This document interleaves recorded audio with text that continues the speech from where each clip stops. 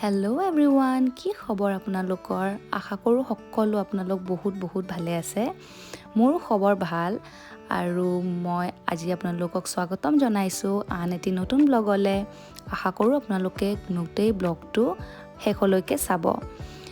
আজি আছোঁ মই ষ্টেনষ্টেড এয়াৰপৰ্ট UKৰ আৰু আজি হ'ল 5th of September।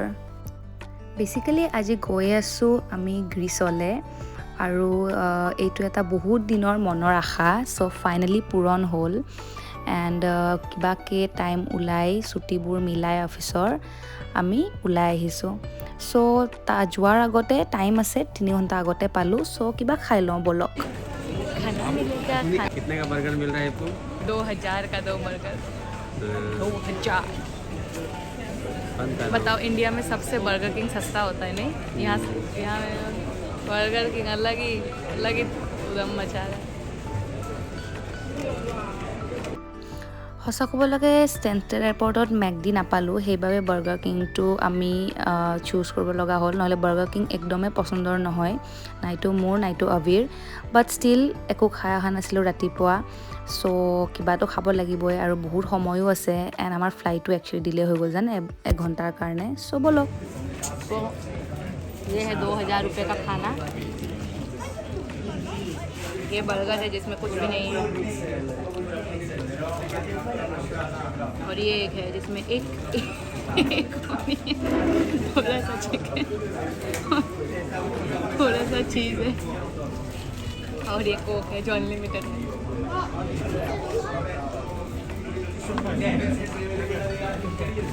यही है जो है।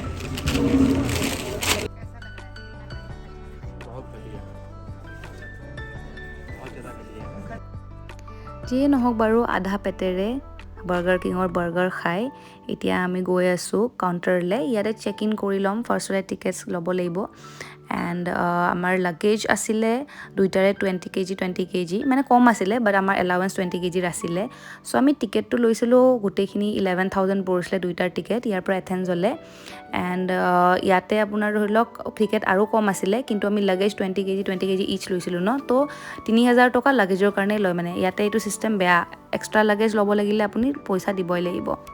36 here, outside 46. Should I buy? Up to you, I don't mind. Whatever. টাইমটো বহুত আছিলে, চ' কৰিবলৈনো কি কৰিম, সেইকাৰণে ডিউটি ফ্ৰীৰে বস্তুবোৰ চাই আছিলোঁ। চ' ইয়াতে মানে বহুত সস্তা কিন্তু ডিউটি ফ্ৰীত, জানেনে? This is very strong. This is very strong. Show me. तुम्हारा है ये। मिलेगा, अच्छा रेट मिल गया तो क्या फर्क पड़ता है? অভিৰ পাৰফিউম এটা ল'বলগীয়া আছিলে, চ' ইয়াৰ পৰাই YSLৰ পাৰফিউমটো ল'লোঁ। খুবেই কম দামত পালোঁ, কিন্তু খুব বুলি ক'ব নোৱাৰি, বাট ধৰি লওক ব্ৰেণ্ডেড বস্তুৰ অকণমান দাম কমিলেও বহুত কমা দিয়কচোন। আৰু ইয়াতে সি চশমা ট্ৰাই কৰি আছিলে, বাট চশমাৰ দাম বহুত বেছি আছিলে আৰু প্লাছ ইমান ৰিকুৱাৰমেণ্টো নাছিলে। কিন্তু তাৰ যে চশমা একদমেই প্ৰিয়, চ' য'তে গ'লেও সি চশমাৰ মানে লোভটো এৰিব নোৱাৰে। চ' যিয়ে নহওক বাৰু, নিকিনিলেও চাই পেলাই বাৰু মনটো পূৰাই লওক। তাৰপিছত আমি গ'লোঁ জোতাৰ ফালে, বিকজ মোৰ শ্বুজ এযোৰ ল'ব আছিলে, কিন্তু বিশেষ ইমান জোতাৰ কালেকশ্যন নাছিলে JDত। চালোঁ বাৰু, বাট তাৰ আগে আমি গেটখন চাই ল'লোঁ, বিকজ ধৰি লওক ইয়াতে আৰু বহুতেই ঝামেলা, অকণমান কিবা কিবি হৈ গ'লেও ইহঁতে এণ্ট্ৰি নিদিয়ে। চ' তাকে মোক অভি কৈ আছিলে জোতাৰ দামবোৰ বোলে কম ল'ব কৈ আছিলে। ये शूज बाहर में 200 पाउंड का मिलता है, यहाँ 141 का। गर्ल्स का देखेंगे क्या कुछ? আজিতো মোৰ দিনেই ভাল, পূৰা সোনে পে সুহাগা। মানে একচুৱেলি অভি মানে বহুত দিনৰ পৰা মোক কৈ আছিলে যে তোমাৰ কাৰণে মই এটা গিফ্ট ল'ম, তুমিতো অকলে থাকা, অফিচলৈ অকলে যোৱা, চ' ট্ৰেইনত তুমি ইউজ কৰিব পাৰিবা। তো মই ভাবিছোঁ কিবা হ'ব, মই এনেই অলপমান আন্দাজে ভাবিছিলোঁ এয়াৰপডছ হ'ব চাগে। বাট দেন ইয়াতে আহি পেলাই সি মোক এইটো হেডফোনটো গিফ্ট দিলে JBLৰ। চ' খুবেই ফূৰ্তি লাগি আছিলে মোৰ, আৰু প্লাছ মোৰ কালাৰটো খুব পচন্দ, হোৱাইট কালাৰ। যদিও মেইনটেইন কৰিব নোৱাৰোঁ, বাট হোৱাইটটো খুব বেছি ধুনীয়া লাগে নহয় চবতে। টি শ্বাৰ্টটো মই হোৱাইট পিন্ধি আছোঁ, দেখিছেনে? তো সেয়াই আৰু, তো মই তাক এক্টিং কৰাই দেখাই আছিলোঁ।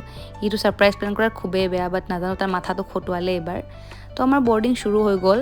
এণ্ড এতিয়া আমি ওলালোঁ চ' খুব বেছি এক্সাইটেড আমিও এক্সাইটেড ময়ো এক্সাইটেড কাৰণ আমি চিৰিয়াছলি সপোনতো ভবা নাছিলোঁ যে ইমান দিনৰ ড্ৰিম এটা আমাৰ ইমান সোনকাল পূৰণ হ'ব বাট টাচউড বহুত মানে হেপ্পী আৰু সেইবাবে তো বেয়া লগা কথা এটাই যে 3 hours and 3.5 hours almost journey এথেন্সলৈ ইয়াৰ পৰা লণ্ডনৰ পৰা কিন্তু আবিৰ ছিট আৰু মোৰ ছিট বেলেগ বেলেগ তো সি বহি আছে 9 নম্বৰত চ' বহুতেই আগত আৰু মই 36ত চ' যিয়ে নহওক বাৰু সি সেইকাৰণে বৰ্ডিং কৰি আছে আগফালৰ গেটেৰে আৰু মই পিছপিনে আহি গ'লোঁ মই ট্ৰাই কৰি আছিলোঁ তাক কেমেৰাত এনেকৈ চাবলৈ বাট সি ইমান পাত্তা নিদিলে মোক মানে তো যিয়ে নহওক ইমান ভোক লাগি আছিলে বিকজ বাৰ্গাৰ কিঙতো আধাই বাৰ্গাৰ খালোঁ আমিতো চব এৰি আহিলোঁ তো চিপছ মই ঘৰৰ পৰাই কিনি আনিছিলোঁ কিবা কিবি স্নেক্স তো তাকে মই খাই ল'লোঁ দেন লাহেকৈ ডিপাৰ্চাৰ হ'ল আৰু ছেইম চব যেনেকৈ ডিপাৰ্চাৰ খিৰিকী দি এই ভিডিঅ'টোতো ল'বই লাগিব ন চব ডিপাৰ্চাৰত এইটো মেণ্ডেটৰী ভিডিঅ' মানে এয়াৰক্ৰাফ্টত গ'লে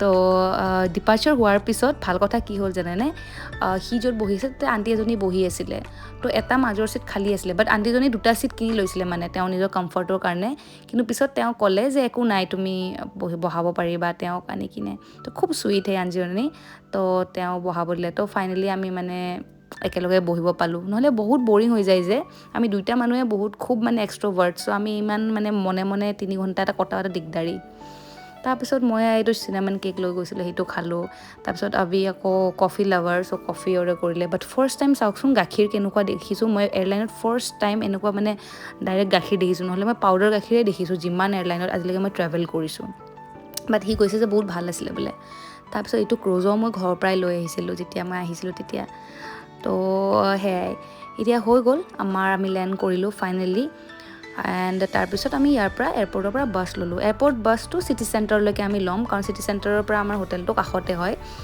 আমাৰ 2টাৰে মিলি পেলাই আপোনাৰ 6 পাউণ্ড লৈছে এটাৰ 6 ইউৰো চ' 6 ইউৰো হ'লে আপোনাৰ 550 টকা ধৰি লওক আৰু চ' 2টাৰ মিলি পেলাই আমাৰ লৈছে 12 ইউৰো তো এৰাউণ্ড 1100 টকা তো আবিৰ আৰাম দেখিছে চাবচোন মানে বাছখন ইমান ভৰ্তি আছিলে ন প্লাছ ইউৰোপত চুৰ তুৰৰ বহুত বেছি প্ৰব্লেম দেই আপোনালোকে আহিলেও সাৱধানে থাকিব চ' আমি মানে লাগেজটো এৰি দিব বিচৰা নাছিলোঁ বেলেগত চ' এনেকৈ আমি মানে সি ইফালে ভৰি থৈ আমি 2টা লাগেজ ছিটৰ মাজত সোমাই লৈছোঁ বাৰু নামিলোঁ 1 ঘণ্টা লাগিলে পূৰা জানে পূৰা ভৰি বিষাই গৈছে প্লাছ সি ইমান পেটলা তাৰ ভৰিটো আৰু মোৰ ভৰিৰ ওপৰত আছিলে আৰু জিনজিনাই গৈছে ভৰি পূৰা মোৰ ব'লক এতিয়া ৰাওনা হওঁ আমাৰ হোটেললৈ বাছ পাম বাট একদম বহি বুঢ়া দিগদাৰী লাগি গৈছে 5 মিনিটতে বাছ পালোঁ হয় বাট আমি ভাবিলোঁ যে খোজকাঢ়োঁ একো নাই চাওঁ ন এথেন্সখনো কেনেকুৱা ৰাতি তো মানে সোমাই পেলাই ভাল লাগিলে দেই ফাৰ্ষ্ট কথা মোৰ কিবা বেংগলোৰ টাইপ থকা যেন লাগিছিলে সেনেকুৱা লগা নাই আৰু বহুত এটা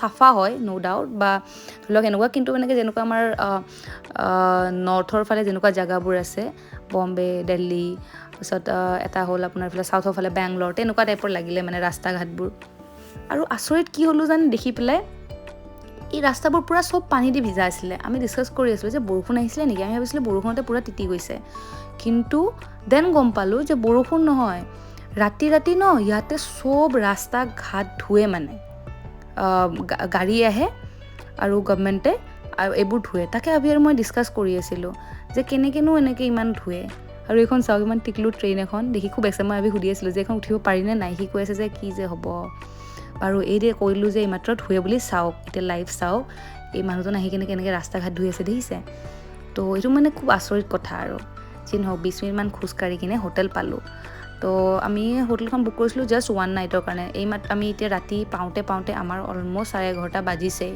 আৰু জাষ্ট শুম এতিয়া আৰু ৰাতিপুৱা 5:30 উঠিমেই আমি গোটেই এথেন্সটো ফুৰিব লাগিব কাৰণ তো এই হোটেলখনৰ দাম বহুত বেছি নাছিলে 40 পাউণ্ড মান আছিলে নেকি 40 পাউণ্ড 50 পাউণ্ড মানে ধৰি লওক আপোনাৰ 5,500-6,000 টকাৰ ভিতৰত হৈছিলে জাষ্ট বেড এখন আছিলে নৰ্মেল ৱাছৰুম আৰু বেলকনি ভিউ আছিলে বাট আমাৰ একো জৰুৰত নাই কাৰণ আমি ৰাতিপুৱা চেক আউট কৰি গুচি যাম তো জাষ্ট শুবলৈ বেছিক হোটেল একদম তো আপোনালোকে কৰিব পাৰে বাট জেগাখিনি মানে বহুত ইণ্ডিয়ানছ থাকে তাৰ কাষে পাশে ইণ্ডিয়ান ৰেষ্টুৰেণ্টছ আছে কিবা আছে এইবোৰ তো তেনেকুৱা ধৰণৰ জেগা আছিলে তো ইমান বেছি ভোক লাগিছিলে ব'লক আমি যাওঁগৈ বাৰু যিয়ে নহওক আৰু এটা নতুন বস্তু দেখিলোঁ ইউৰোপত আহি দেখাই আছোঁ চাওকচোন লিফ্টখন কেনেকৈ খুলিব লাগে ফাৰ্ষ্ট এনেকৈ দৰ্জাটো খুলিব লাগে, দেন আপুনি লিফ্টৰ ভিতৰত যাব এণ্ড দেন যেতিয়া আপুনি প্ৰেছ কৰিব, ফাৰ্ষ্ট যেতিয়া প্ৰেছ কৰিলে তেতিয়াহে লিফ্টৰ দৰ্জাটো মানে মেইন দৰ্জাটো বন্ধ হয়। আৰু এনেকুৱা ফানি ৱে বন্ধ হয় ন, ইটছ লাইক মানে কিবা বেলেগ যেনে লাগে।